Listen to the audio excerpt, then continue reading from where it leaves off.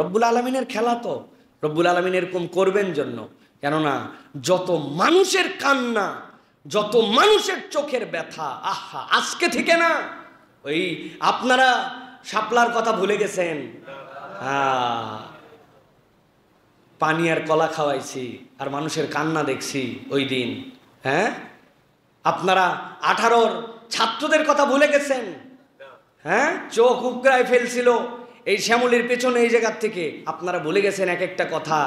এইগুলো একদিনের 2 দিনের ব্যথা নয়, সারা দেশ আমরা ঘুরতাম, মাহফিলে যাইতাম, কত মানুষ ডুকরায় ডুকরায় এসে কাঁদতো। কেন কাঁদতেছি?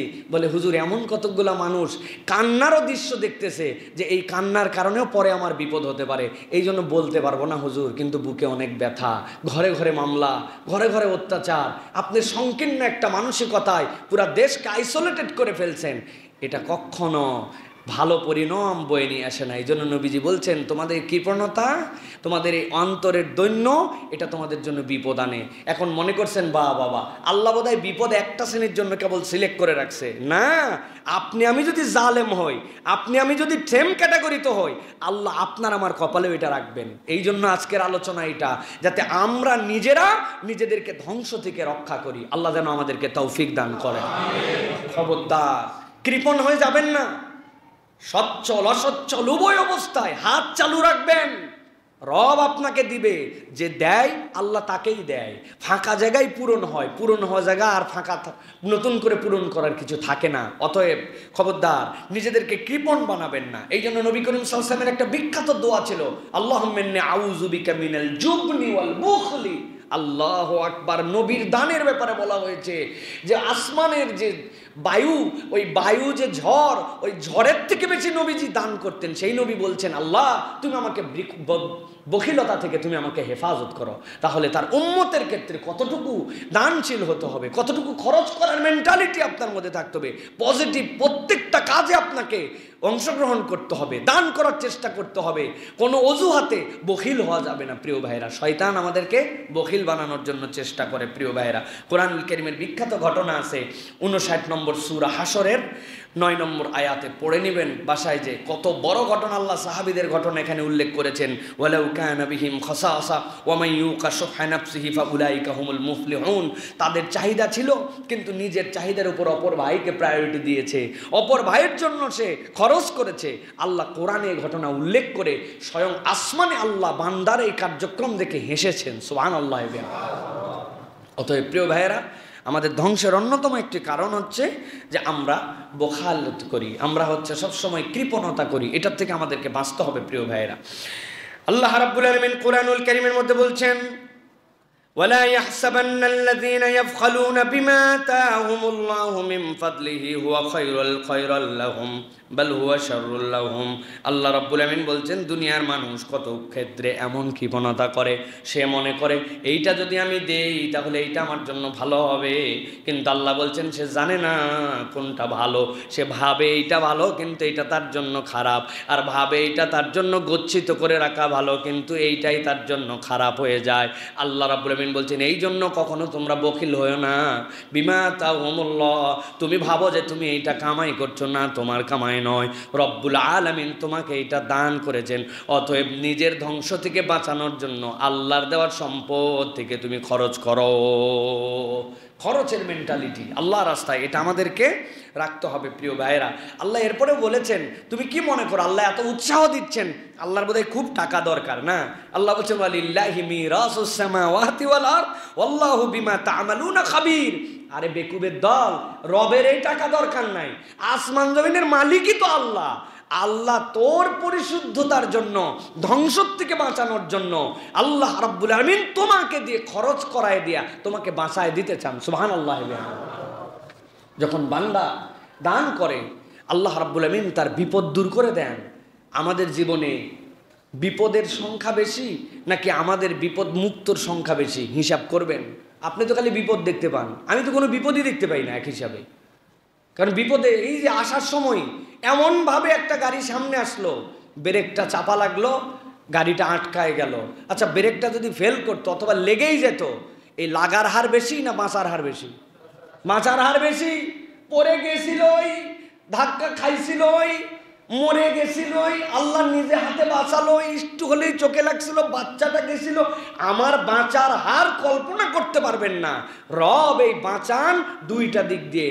একটা বান্দা যখন দোয়া করে, আল্লাহ ওই দোয়ার ইনস্ট্যান্ট তাকে দেন না, কিন্তু তার বিপদ উদ্ধার করেন। আর বান্দা যেগুলো দান করে, ওই দানের কারণে রব্বুল আলামিন তাকে হেফাজত করেন। সুবহানাল্লাহ। বুঝি না তো আমরা, মনে করছি আমার টাকা আমার পয়সা, বেরই হয় না। 100 টাকার নোট, 50 টাকার নোট দুইটা আছে, ফকির আসছে, কই খুচরা নাই। কেন আপনার খুচরা কোথায় হবে ভাই? আপনি এত ছোট হয়ে গেলেন কেন? আপনি ফকিরের থেকেও তো অনেক ক্ষেত্রে ছোট হলেন, সকলের জন্য নয়। কিন্তু আপনি খুচরা রজুয়াত ওই সময় দিলেন কেন? দেন না, একদিন 50 টাকায় দেন, আল্লাহ যদি তৌফিক দেয় আপনাকে। এরকম না যে আপনি ফকির হয়ে যায় আপনাকে ফকিরাতের জন্য দান করতে, বিষয় এরকম নয়। কিন্তু আমাদের অন্তর হিসাব করে দেখেন, অনেক ক্ষেত্রে বখিল হয়ে গেছে, টাকা পয়সার মোহ আর এই প্রেমে আমরা পড়ে গেছি, আমাদের টাকা বের হয় না। এই জন্য এখান থেকে আমাদের বাঁচতে হবে। এরপরে যেটা বলছি 3 নম্বর, সংক্ষেপ করে বলি প্রিয় ভাইয়েরা, দাম্ভিকতা। কি? দাম্ভিকতা, ভাব দেখানো, অহংকারী মন মানসিকতা, এইটা বান্দার ধ্বংসের অন্যতম কারণ। আল্লাহ রাব্বুল আলামিন বলছেন 16 নম্বর সূরা, সূরা নাহল এর 23 নম্বর আয়াতে, লা জারামা আন্নাল্লাহা ইয়ালামু মা ইউসিররুনা ওয়া মা ইউলিনুন ইন্নাহু লা ইউহিব্বুল মুস্তাকবিরিন। বান্দা, তোমরা ভেবো না যে আল্লাহ রাব্বুল আলামিনের কাছে জানা নাই। আল্লাহ জানেন তুমি যা প্রকাশ্যে করো এবং যা তুমি গোপনে করো। ইন্নাল্লাহা লা ইউহিব্বুল মুস্তাকবিরিন। আল্লাহ রাব্বুল আলামিন অহংকারী, দাম্ভিককে আল্লাহ পছন্দ করেন না। আগের আয়াতের অর্থটা বোঝেন। আল্লাহ বলছেন তুমি প্রকাশ্যে যা করো, গোপনে যা করো, সব কিছু আল্লাহ জানেন। অতএব সব কিছু যেই রব জানেন, আল্লাহ রাব্বুল আলামিন বলছেন তিনি তোমাকে অহংকারী হিসেবে দেখতে চান না। তার মানে কি? কেবল প্রকাশ্য অহংকারও হয় না, অপ্রকাশ্যেও কিছু অহংকার আমাদের মধ্যে থাকে, যেইটা লোকে দেখে না কিন্তু ভাবে বোঝা যায় আমি অহংকারী। প্রিয় ভাইরা, সুতরাং এই অহংকার আমাদের পতনের কারণ। অতএব অহংকার করা যাবে না প্রিয় ভাইরা। অহংকার মানে কি? অহংকারের বেসিক সংজ্ঞা মনে রাখবেন, অন্যের তুলনায় নিজেকে শ্রেষ্ঠ ভাবা। বাস, বেসিক। অন্যের তুলনায় নিজেকে শ্রেষ্ঠ বাবা। হাদিস কি? নবীজি যখন বললেন অহংকার করো না, সাহাবী বললেন ইয়া রাসূলুল্লাহ, আমি তো সুন্দর জামা পরা পছন্দ করি, সুন্দর জুতা পরা পছন্দ করি, আমার এগুলো কি অহংকার? নবীজি বললেন না না না, তুমি যদি তোমার তুলনায় অন্যকে নিচু ভাবো সেটা তোমার জন্য অহংকার। আমি একটা সুন্দর পোশাক পরতেই পারি, কিন্তু আমারটাই সেরা, অমুকেরটা খারাপ, আমার মতো কেউ আছে কিনা, আমি, এই জিনিস কিন্তু আমাদের জন্য পতনের কারণ। প্রিয় ভাইয়েরা, আপনারা খেয়াল করে থাকবেন, এই কথাটা আমরা এই বিগত বহুদিন ধরে দেখেছি। আমি করেছি, আমি দিয়েছি, আমি দিলাম। শুনলেন না ভাই আপনারা? এই আমি কি হয় জানেন?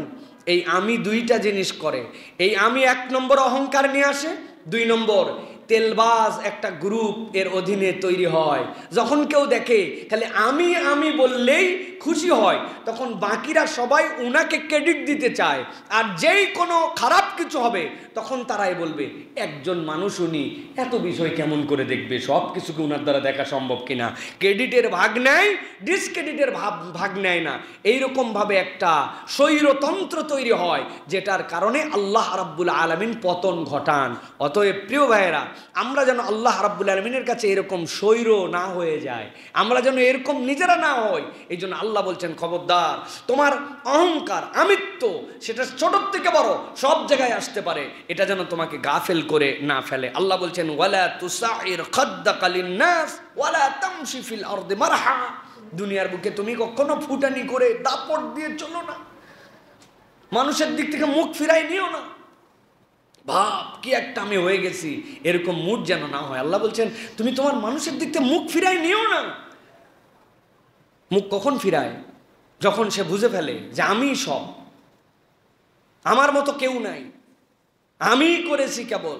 এই মেন্টালিটি যেন আমাদের মধ্যে গ্রোন আপ না করে প্রিয় ভাইয়েরা। আল্লাহ রাব্বুল আমিন এখান থেকেও আমাদেরকে হেফাজত করুক প্রিয় ভাইয়েরা।